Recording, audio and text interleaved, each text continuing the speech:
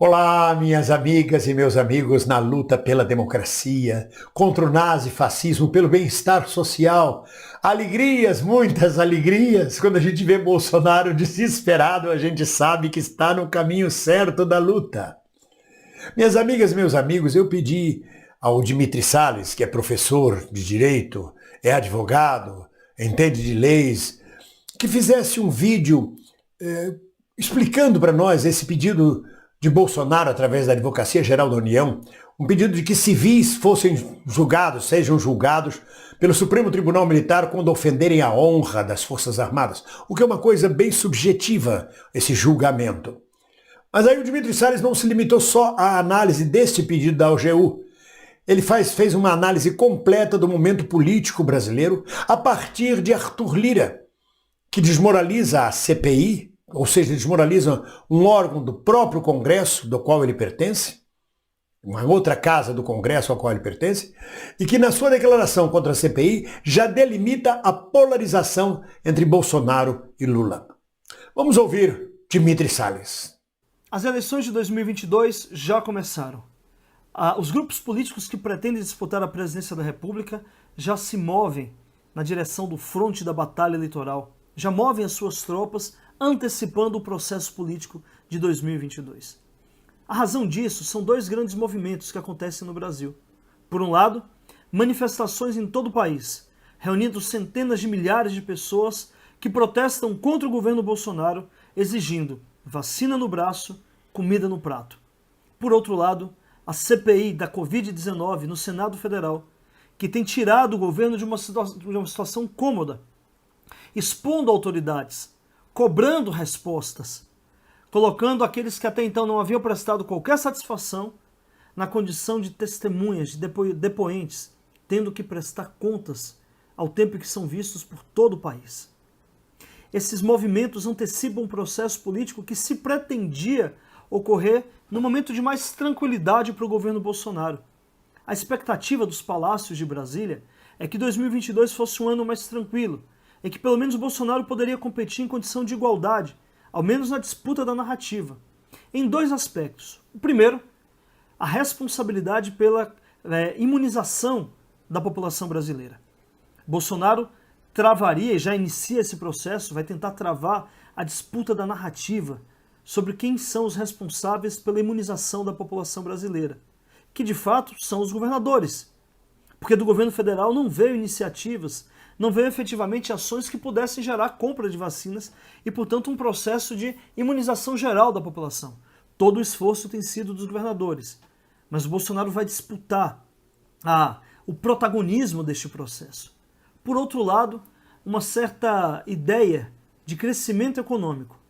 O ligeiro crescimento do PIB no começo desse ano fez sugerir, no âmbito do governo federal, a ideia de que a economia vai prosperar, ainda que tenha algum crescimento mais tímido, quase imperceptível, face à disputa de que a situação econômica está melhorando, dando a Bolsonaro condição de ir para a disputa eleitoral.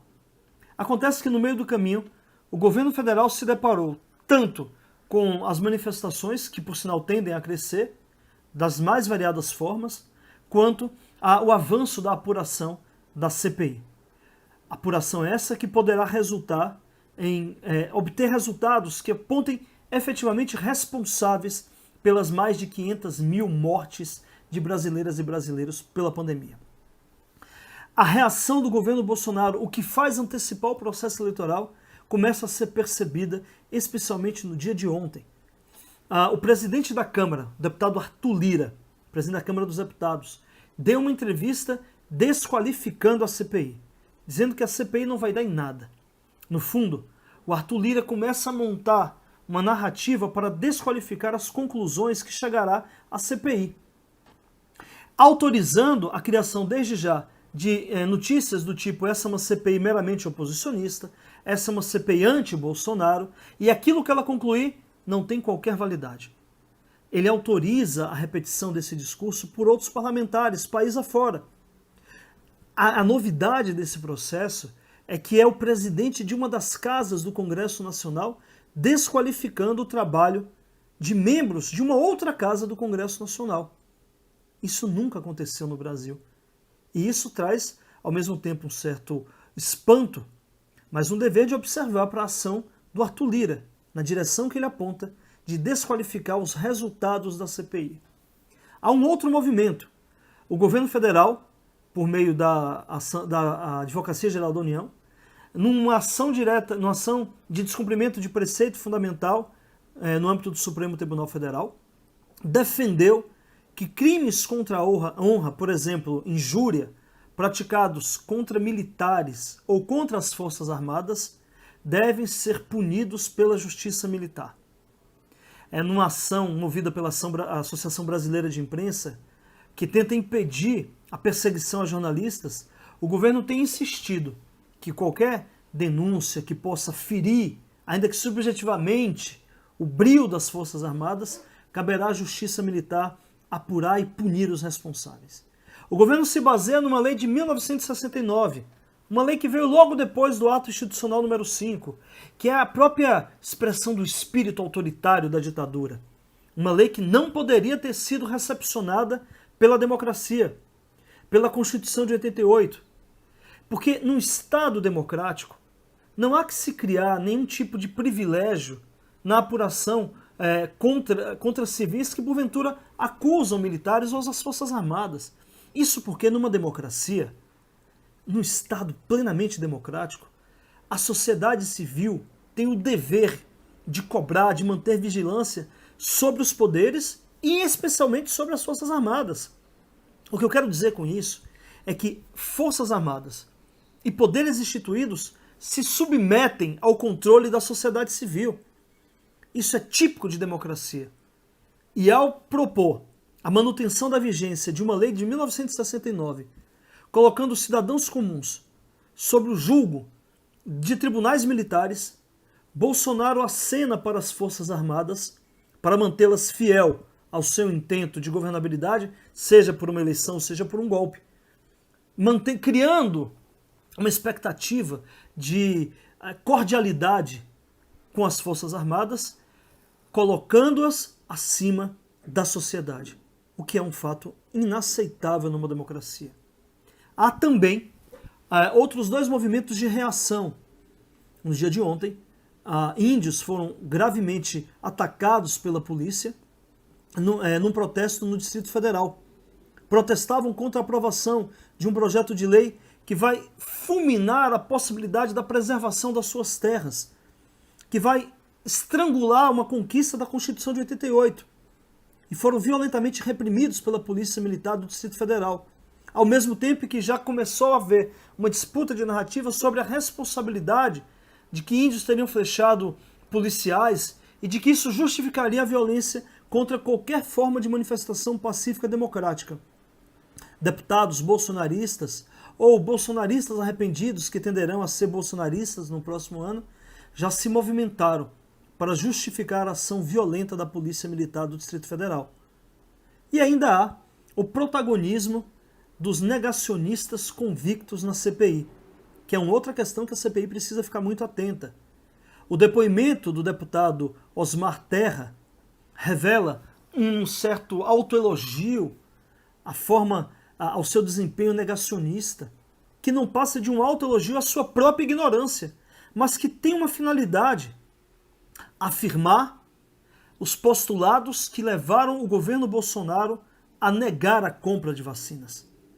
A postura do deputado Osmar Terra, que é médico, e de outros médicos que já estiveram na CPI, não é só a expressão de uma ignorância tida como elogio, mas é também a disputa da narrativa para sustentar o governo Bolsonaro naquilo que lhe foi pior: a inércia proposital em comprar vacinas e preservar vidas, combater a pandemia e preservar vidas.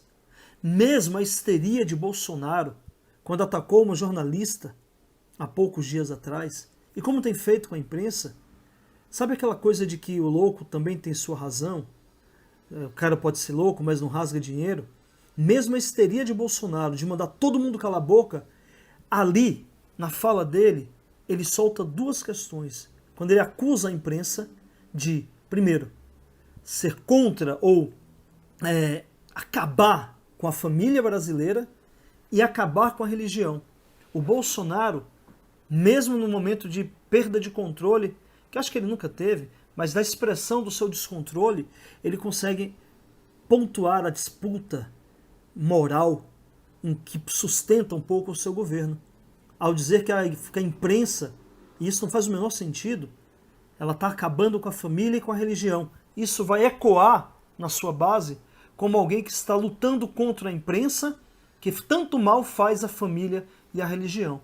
Quando não faz nenhum sentido tudo isso, no ouvido dos bolsonaristas, isso é recebido como uma bela canção.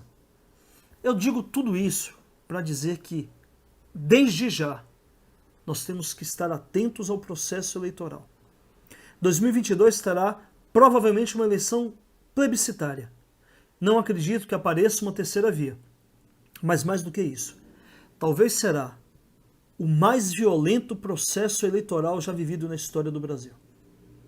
Nós temos que ficar atentos que se em 2018 a disputa se dava silenciosamente por fake news nos grupos de WhatsApp, ou no silêncio do presidente que se ausentava dos debates, a mim me parece que a disputa de 2022 será dentro deste campo, mas para além do campo das redes sociais. Será uma disputa que tenderá a ir para as ruas de forma muito violenta. E isso só será possível com a manutenção de alguns postulados do governo Bolsonaro, seja a luta contra os indígenas, em favor do agronegócio, e não é à toa que a Polícia Militar do Distrito Federal foi tão violenta com as manifestações indígenas no dia de ontem, ou mesmo na disputa moral pelos valores da religião, contra a ideologia de gênero, contra os pecaminosos LGBT. O Bolsonaro se armará desses discursos, municiando a sua tropa de atos de violência no processo eleitoral que tenderá a decidir não só a presidência da República, mas o futuro da democracia brasileira. Por isso que a gente tem que estar muito atento ao Ricardo Salles, muito atento à ministra Damares, que muito pouco fala, mas muito faz, muito atento às Forças Armadas. O que está em jogo no próximo, desde agora, não é só quem ocupará o Palácio do Planalto, mas o que será da democracia brasileira, o que será das liberdades de cada uma e de cada um de nós.